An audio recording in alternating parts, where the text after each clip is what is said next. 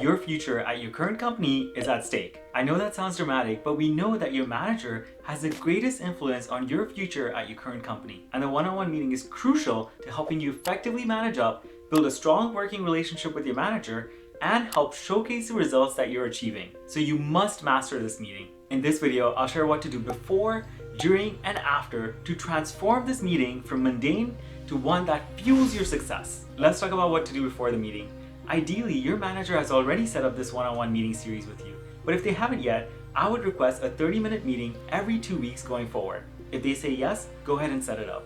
In the future, you can adjust the length and the cadence of this meeting depending on whatever is best for you and your manager. I suggest alternating between the regular one-on-one and the career development one-on-one.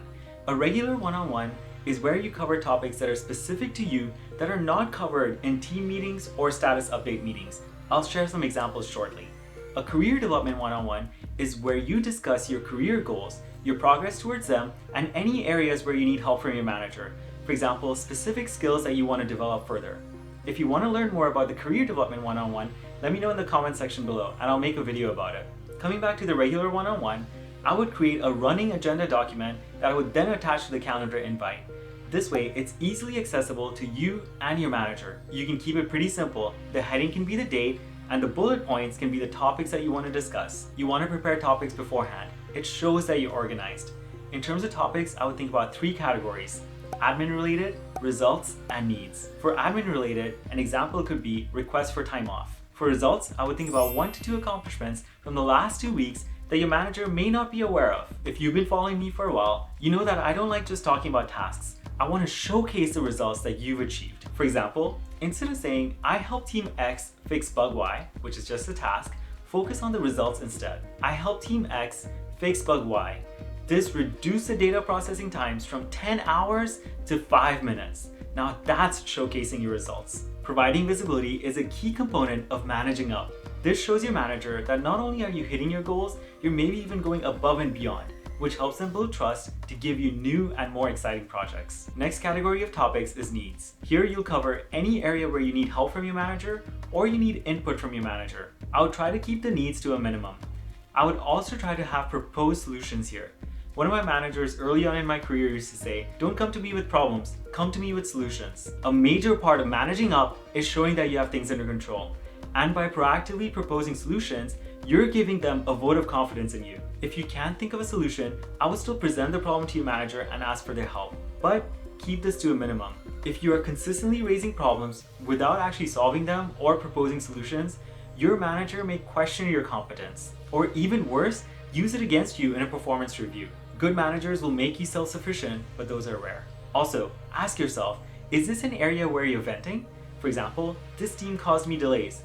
Or is this an area where you actually need help? For example, hey manager, that team caused me delays. Can you please talk to their manager and see if we can avoid this in the future? Personally, in my experience, I would avoid venting altogether. Some managers don't have the time to listen, others may actually use it against you, and very few will actually take the time to listen without judgment. Again, you want to manage their perception and you don't want them questioning your competence or your confidence. Another need that you may have here is you may want some feedback from your manager. Here's a bad example. Hey manager, do you have any feedback for me? Can you spot what was wrong there? 1, it's too general. 2nd, you put them on the spot. Also, it's very hard to think about feedback every single one-on-one, unless they're overly critical. Instead, ask for specific feedback. For example, hey manager, for the presentation that I did yesterday, what did you think of my communication style? Did I come off confident? What did you think of the data? Did I have enough supporting evidence? In your opinion, what is something I could have done differently to make it even stronger? As I mentioned, populate these topics, whether it be admin related, results, or needs, in the agenda document beforehand. Put your most important topic on the top of this list.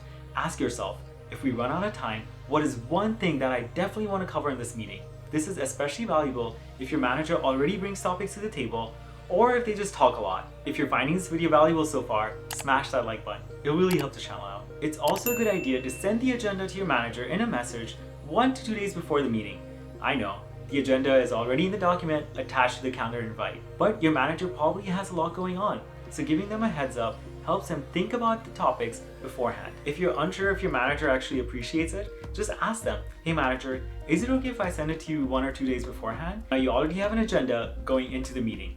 During the meeting, you'll go through these topics one by one by one, and you capture any notes and action items as you discuss them. For action items, I would capture who's going to do what and by when. These action items are going to be between you and your manager, but keep the action items on your manager to a minimum. You don't want to add items to their workload if possible. If you do ask your manager for some feedback and they provide it to you, don't get defensive. Be open to their feedback. They may just give you a nugget that can help unlock something or help get you to the next level. And as one of my subscribers put it, it shows your willingness to grow and improve. So just listen, take notes, and you can reflect after. Before closing the meeting, I would also ask my manager, is there anything else that you'd like to cover that we haven't yet? This gives them an opportunity to share anything else that's on their mind. Make sure to also thank them for the meeting. After the meeting, start building that agenda again.